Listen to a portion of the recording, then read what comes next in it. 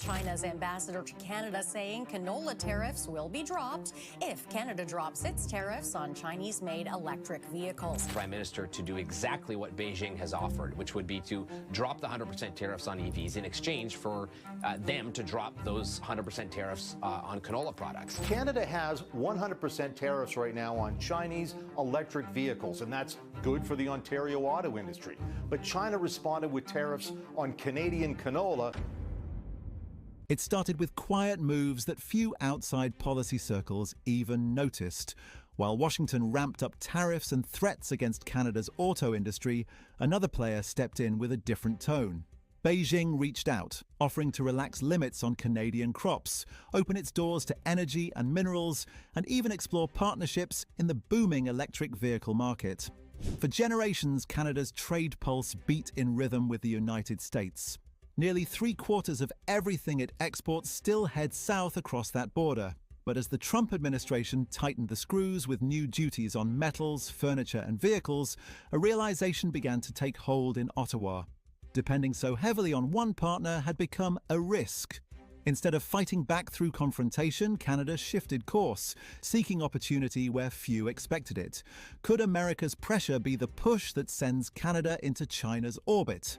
In early October, tension between Washington and Ottawa reached a breaking point. At a Toronto Business Forum, U.S. Commerce Secretary Howard Lutnick declared that in vehicle production, it would be America first, Canada second.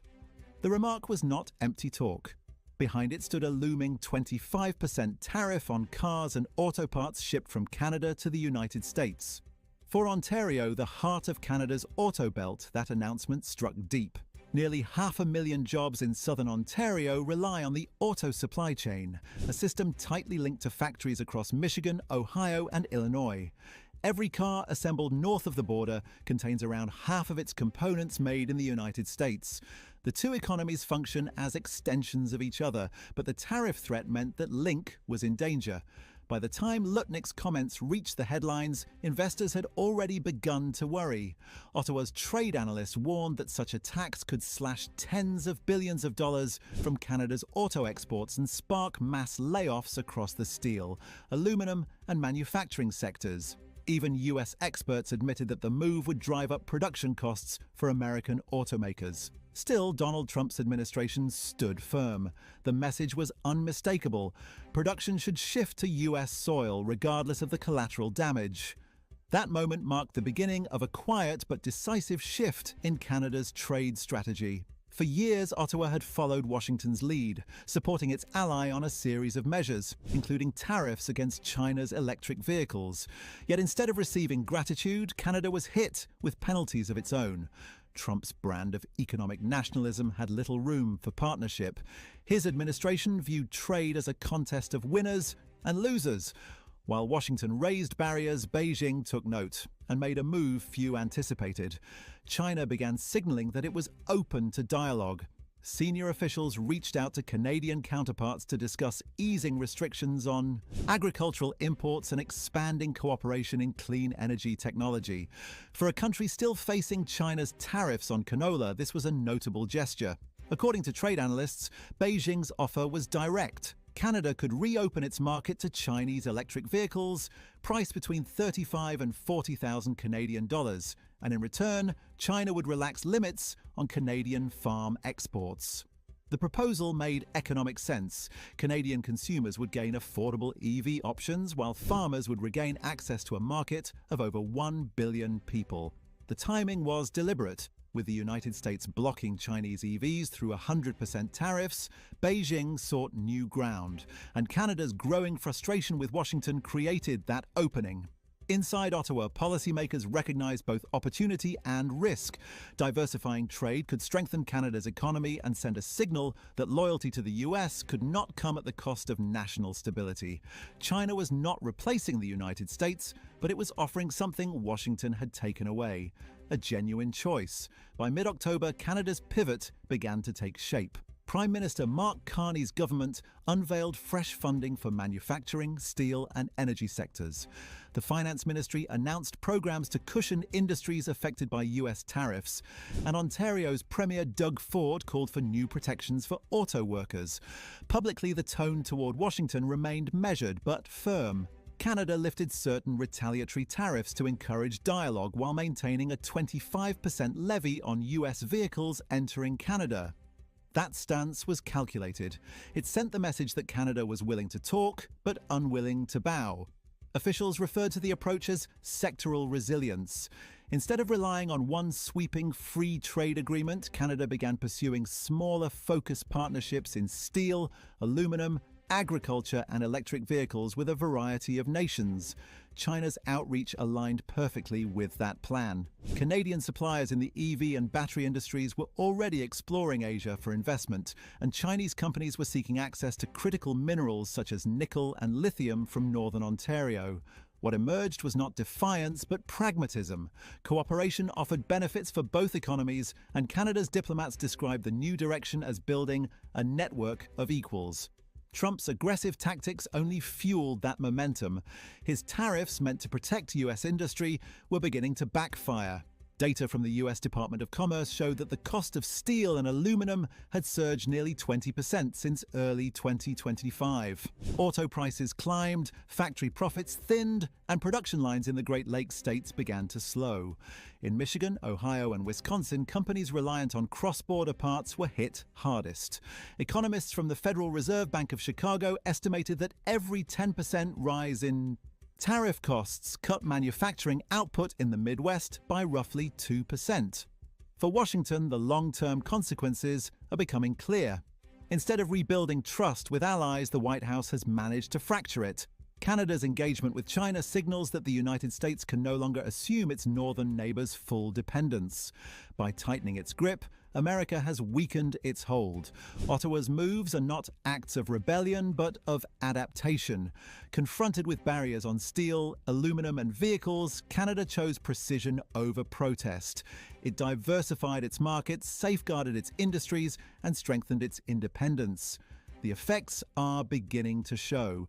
Exports to Asian markets are slowly rising. Trade talks with China continue, and within Canada, a quiet realization is spreading. Economic survival cannot depend on a single partner. Trump's hardline campaign has exposed a deeper truth. True influence cannot be maintained through threats.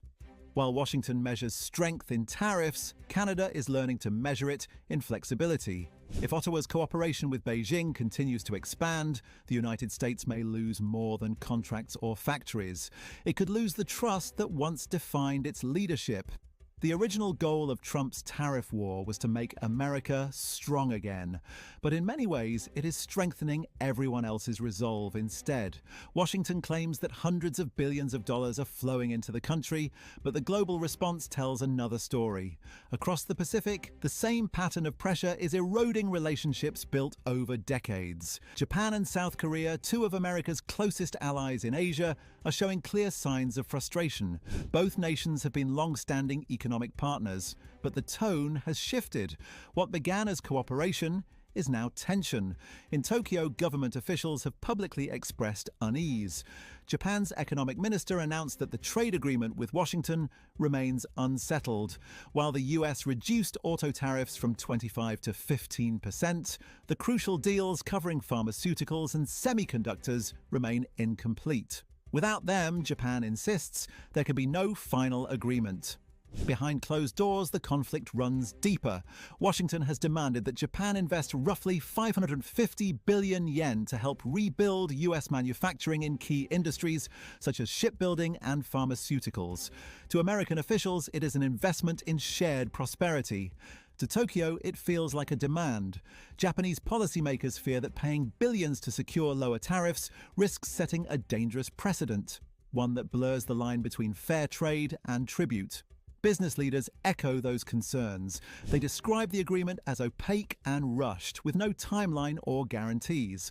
Until the terms are clarified, Japan refuses to finalize the deal. That hesitation marks a turning point. It is the first time in decades that Japan has so openly questioned the fairness of an American trade proposal. The uncertainty is delaying cross-border investments, and the political cost at home is mounting. For Japan, the risk is economic. For the United States, it is the erosion of trust. In South Korea, the backlash is even stronger. President Lee Jae-myung has declared that he will not approve any agreement that undermines Korea's national interests. Washington's response was immediate. Officials warned that if Seoul refused to sign, tariffs on Korean exports would revert from 15% to the original 25%. Korean media described the ultimatum as a financial threat rather than a negotiation.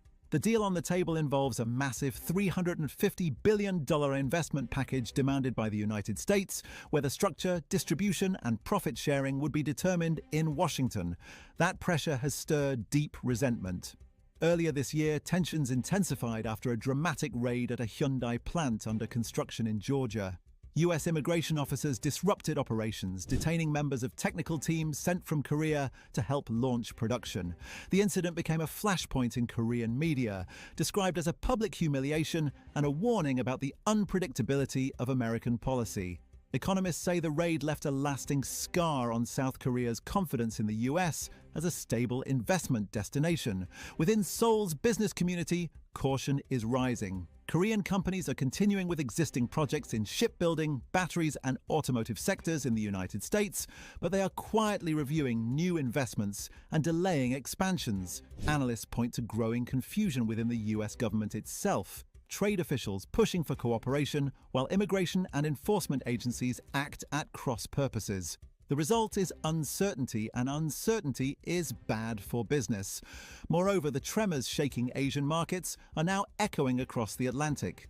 In Canada, those same tensions have taken root. Since early 2025, Canadian exports have been hit with a 25% tariff on most goods and an additional 10% levy on energy shipments to the United States. Ottawa initially retaliated, then eased some of the countermeasures in an attempt to keep negotiations alive.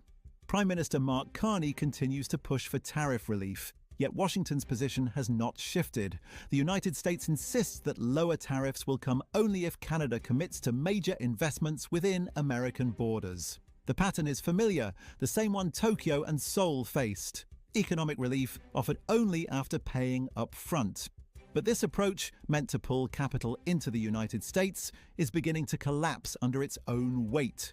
Rather than attracting funds, it is driving traditional allies to diversify their trade and distance themselves from Washington's unpredictable demands. A policy meant to project strength is leaving the United States more isolated than ever. Allies that once moved in lockstep are now forming new alliances that bypass Washington altogether. As Canada prepares for another round of negotiations, its delegates are studying Tokyo and Seoul carefully. Both countries stood their ground and paid the price. Now Ottawa faces the same dilemma: comply and risk national control, or resist and endure tariffs that squeeze domestic industries. The global experiment of cash for relief is exposing its true cost. The United States has not gained the trillions it once claimed it would. Instead, it has lost billions in credibility, trust, and foreign investment. From Tokyo to Seoul to Ottawa, the pattern is clear. What began as a strategy to restore American dominance is now driving its allies away. In Japan, talks remain unfinished. In Korea, trust is fading.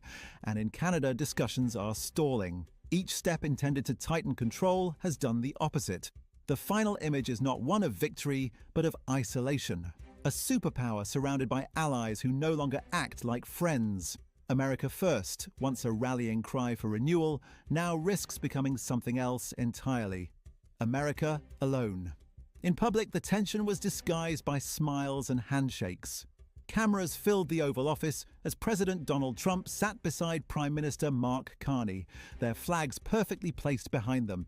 It looked like a normal diplomatic moment, a meeting between two partners talking about trade. But beneath the polished setting, something very different was unfolding.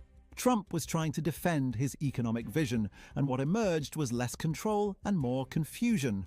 The irony is difficult to ignore. The more Washington escalates, the more its allies learn to navigate around it. Canada's careful counter-strategy shows how even smaller nations can use diplomacy and structure to guard their interests. Can the United States sustain a trade policy built on confrontation, or will it find itself alone, surrounded by allies who have learned to move forward without it?